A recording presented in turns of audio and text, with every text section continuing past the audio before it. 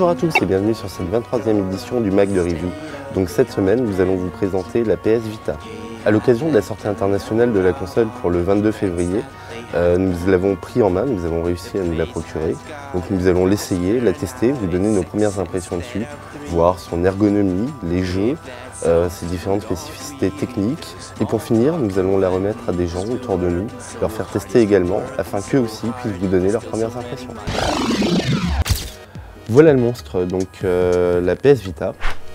Donc esthétiquement, on note immédiatement qu'elle est relativement proche de son ancêtre, la PSP 1001. Donc on se rend également compte que Sony finalement s'est démarqué de l'esthétique de la PSP Go pour revenir à quelque chose de plus original, enfin de plus authentique en tout cas, qui colle plus à la marque.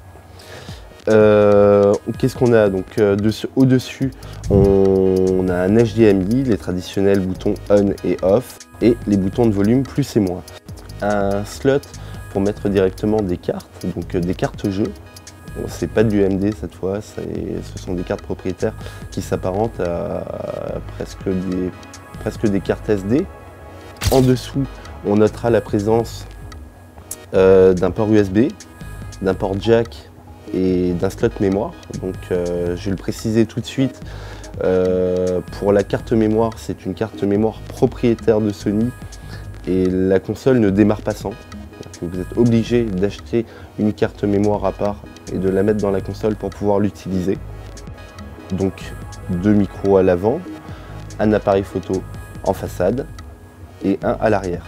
Une petite déception là pour le coup, puisqu'on a pu noter que, alors je vais reprendre les chiffres exacts pour la peine, donc les appareils photo sont à 0,3 mégapixels, donc ce qui est quand même très léger.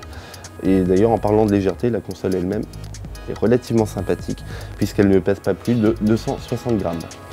D'un point de vue purement hardware, la console est équipée de la puce ARM Cortex A9, donc qui est un quad-core cadencé à 2 GHz.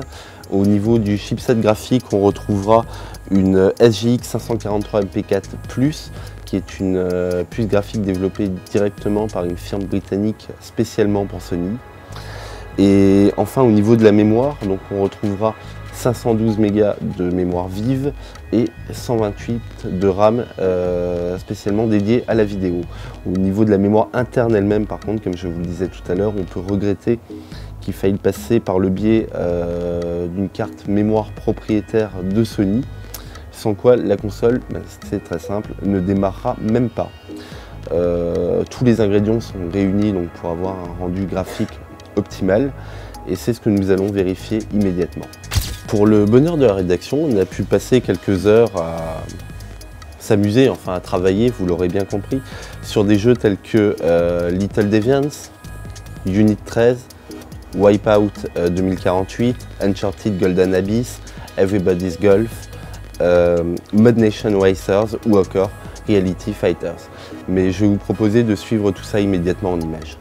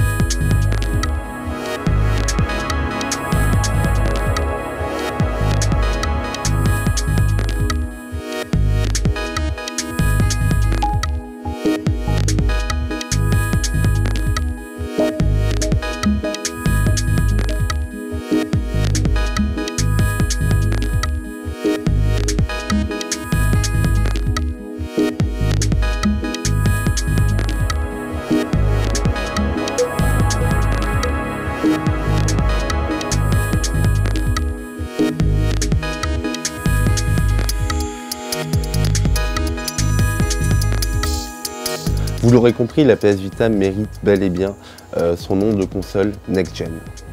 Une différence vraiment particulière, enfin une vraie particularité de la console, c'est cette dalle tactile à l'arrière, cette surface tactile qui est complètement configurable et paramétrable en fonction du jeu auquel vous jouez.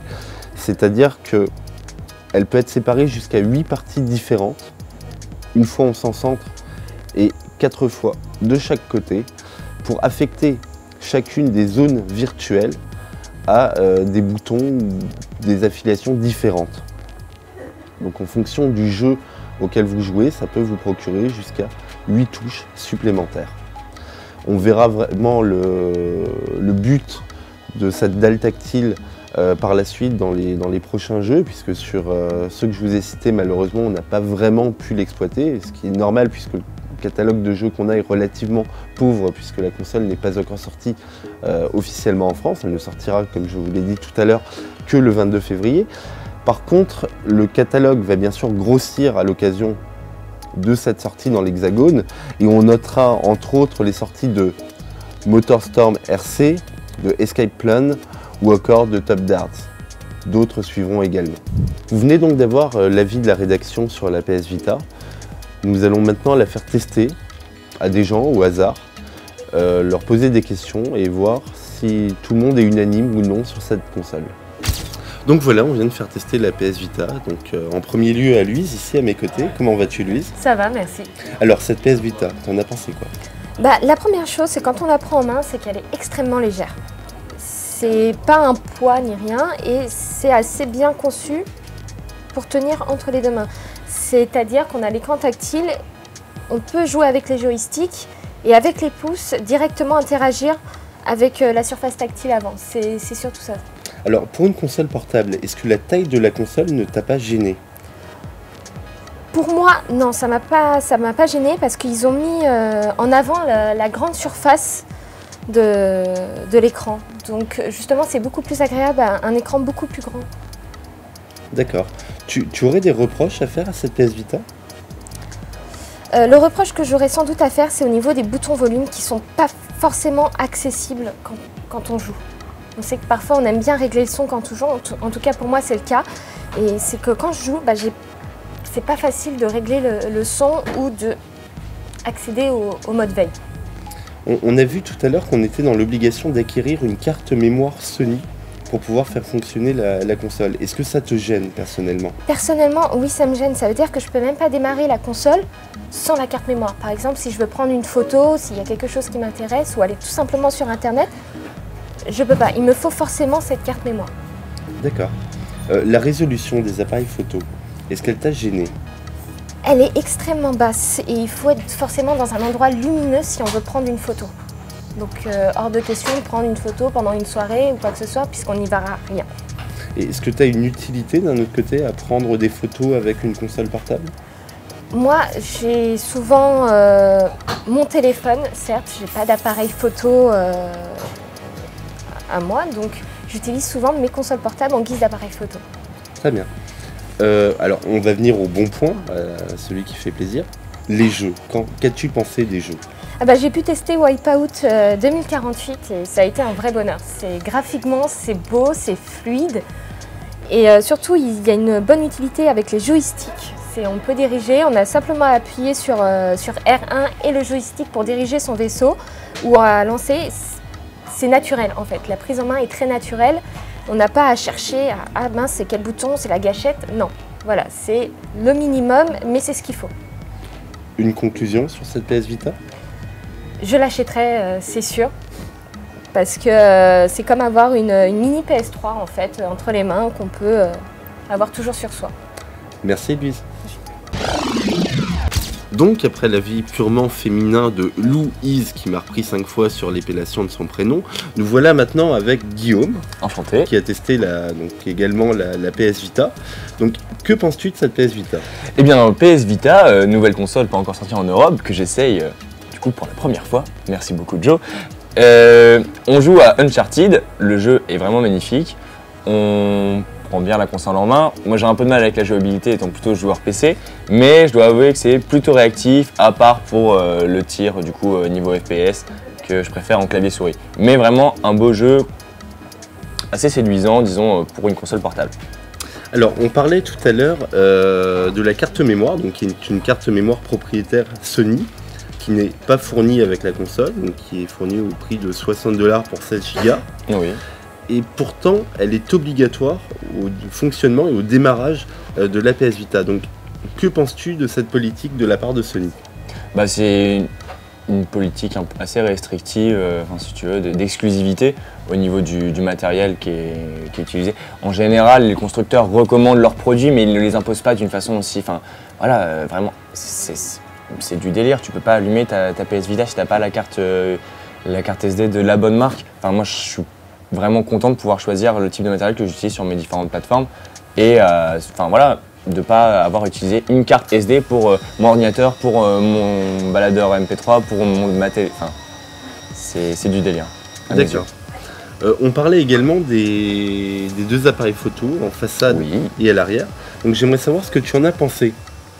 Eh bien, à vrai dire, il y a un grand écran, donc de grandes photos. On peut l'embarquer partout. Ça peut faire des jolies photos de soirée ou d'appoint, mais tu n'iras pas faire ton super voyage à Rome avec ça comme appareil photo parce qu'au niveau du grain ou du bruit électronique, c'est quand même pas terrible. Enfin, c'est pas des photos que tu vas vraiment encadrer et mettre dans ton salon. Mais ça reste un appareil photo embarqué. D'accord. Tu as une conclusion sur cette PS Vita? Bah écoute, moi je pense que je vais rester sur mon ordinateur, voire sur ma Game Boy, mais c'est fou ce qu'on peut faire avec la technologie. Merci Guillaume. Mais je t'en prie Joe, à très bientôt.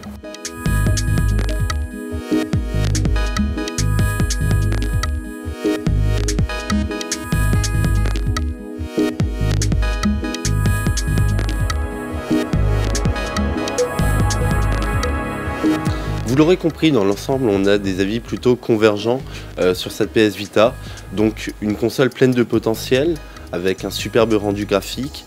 Par contre, deux problèmes récurrents viennent à l'esprit des gens, c'est-à-dire les deux APN, dont la résolution reste quand même désespérément faible en 2012, et cette carte mémoire, cette fameuse carte qui fait office de mémoire interne, qui est propriétaire Sony et qui coûte extrêmement cher. Donc, dans l'ensemble, un bon produit, mais par contre une fermeture que Sony n'aurait peut-être pas dû envisager. Voilà, donc merci de nous avoir suivis, merci à tous et à la semaine prochaine.